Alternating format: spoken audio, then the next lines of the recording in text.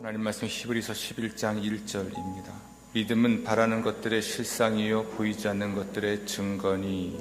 아멘. 아멘. 기독교는 믿음의 종교예요. 은혜와 믿음의 종교입니다. 에베소 2장 8절 말씀 보면 하나님의 은혜에 의하여 믿음으로 말미암아 구원을 받는다 이렇게 되어 있어요. 귀신 들린 아들 때문에 예수님을 찾아왔던 한 아버지가 예수님께 말하기를 무엇을 하실 수 있다면 우리를 불쌍히 여기셔서 도와주십시오 이렇게 요청을 하죠. 근데 예수님이 할 수 있거든이 무슨 말이냐, 믿는 자에게는 능치 못함이 없다라고 말씀하세요. 그러니까 이 아버지가 믿음이 없는 걸 좀 도와주십시오, 제가 믿겠습니다 이렇게 요청을 하죠. 믿음이 뭘까요? 믿음이 뭡니까? 믿음에 관한 히브리어나 헬라어를 종합하면 이렇습니다. 가장 1차적으로는 하나님께 성실한 게 믿음이에요. 하나님께 성실하다는 이야기는 하나님께 충성한다, 충실하다 혹은 신실하다는 것과 관련된 말이기도 하죠. 이것이 가능한 것은 하나님을 우리가 받아들이기 때문에 가능한 거예요. 그래서 믿음을 다시 정의하면 하나님을 받아들이는 것이 믿음이에요. 우린 믿음의 사람으로 아브라함을 알고 있죠. 히브리서 11장에서 이 아브라함은 믿음의 사람으로서의 행동을 보여주는데 환상 중에 하나님이 아브라함에게 나타나셨고 무엇인가를 약속하십니다. 그런데 이 아브라함은 하나님의 말씀을 그대로 인정하고 수용합니다. 아브라함이 떠날 때 혼자 떠나지 않았잖아요. 아버지와 함께 떠났습니다. 아내와 함께 떠났어요. 이것을 아브라함이 아버지를 설득해야 되잖아요. 아내도 설득해야 됩니다. 어떻게 설득할 수 있었을까요? 아브라함이 고백할 수밖에 없는 거예요. 하나님께서 내게 나타나셔서 본토 친척 아버지 집을 떠나라 하셨고 지시할 땅으로 인도하실 것이라고 말씀하셨습니다. 이 고백이죠. 누군가 앞에서 고백하는 거예요. 이 고백을 통해서 사람들을 설득하고 아버지와 아내를 데리고 떠나서 하나님이 지시하실 땅으로 가죠.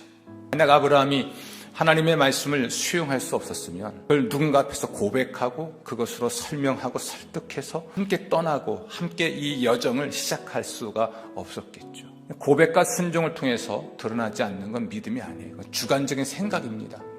자기 혼자만의 주관적인 생각이고 느낌이지 그건 믿음이라고 할 수가 없죠. 하나님은 아브라함의 이 믿음을 의로 여겼습니다.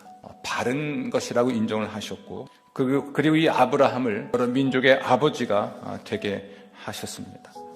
믿음이 하나님을 그대로 수용하는 것이라면, 그러므로 고백하고 순종하는 것이라면 우리에게 중요한 건 하나님이에요. 하나님이 누구이신가를 자꾸 여쭤봐야 돼요. 하나님은 무엇을 말씀하시는가? 하나님의 말씀을 경청해야 합니다. 하나님의 계획이 무엇일까? 이걸 여쭤봐야 돼요. 여러분 개인적인 차원에서 여러분 자신에 대한, 여러분의 자녀들을 위한 하나님의 계획이 무엇인지를 여쭤보나요? 여러분은 우리 교회를 위한 하나님의 계획에 대해서 궁금하세요?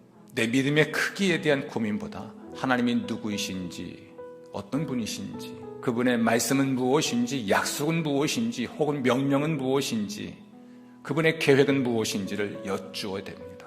그게 먼저예요. 죽은 나사로를 살리기 위해서 마르다에게는 얼마나 큰 믿음이 필요했을까? 아주 작은 믿음이면 됐습니다. 그것은 예수님이 지시하신 대로 무덤의 돌을 옮겨 놓으면 돼요. 그것만 하면 돼요. 나머지는 누가 하십니까? 하나님이 하세요. 그냥 믿음이 있어야 무덤 문도 여는 거예요. 믿음이 없으면 열지 못합니다. 그 작은 차이지만 근본적인 차이가 있는 거예요. 그분이 하신 말씀을 내가 얼만큼 수용하고 있는가, 이 차이가 결정적으로 큰 차이를 만들어낸 겁니다. 믿음은 하나님에게서 시작이 돼요. 하나님의 존재와 그분의 인격, 본성, 그분의 모든 사역에 대한 신뢰, 이것은 그분으로부터 시작이 되는 겁니다. 믿음마저도 하나님의 은총으로 부어지는 것이죠. 그래서 귀신 들린 아들로 인해서 예수님을 찾아왔던 그 아버지의 고백이 정확해요. 믿음이 없는 걸 좀 도와주십시오. 그러면 제가 믿겠습니다. 아들을 고쳐주십시오가 아니라 이제는 믿음이 없습니다. 그러니 좀 도와주십시오. 내가 믿을 수 있게 도와주십시오. 그리고 예수님이 그 아들을 고쳐주시죠. 귀신 쫓아내시고 회복시켜 주십니다. 믿음이 형성되고 믿음을 따라 살아 버릇한 사람은 그것이 그의 인격이 되고 그의 삶이 돼요. 따라서는 믿음을 훈련할 필요가 있어요. 그분을 그대로 수용하는 거죠. 그분의 인격, 그분의 본질, 그분의 사역 그대로 받아들이는 훈련이 필요합니다. 손해보는 셈 치고 순종해 보세요. 그럼 믿음의 사람이 되는 겁니다. 믿음이라고 하는 것은 상식과 초상식을 매개하는 역할을 하는 것이에요. 자연과 초자연을 매개하는 역할을 합니다. 기독교는 반이성, 반자연주의자들이 아니에요. 반상식주의자들이 아닙니다. 초상식이에요. 상식을 넘어서는 것이죠. 하나님은 초자연적인 분이십니다. 초이성적인 분이세요. 초상식적인 분이세요. 그런데 우리는 우리의 가능성이라고 하는 범위 안에서만 하나님을 신뢰하려고 하니까 실패하죠. 오늘 어느 아버지의 고백처럼 믿음 없음을 불쌍히 여기시고 도와주십시오. 차라리 그렇게 기도하는 분들 되시길 바랍니다. 믿음이 있는 척하지 마시고 나의 가능성의 범주 안에서 하나님을 가둬두지 마시고 그걸 넘어설 수 있는 신앙인들 되시기를 주의 이름으로 축원합니다.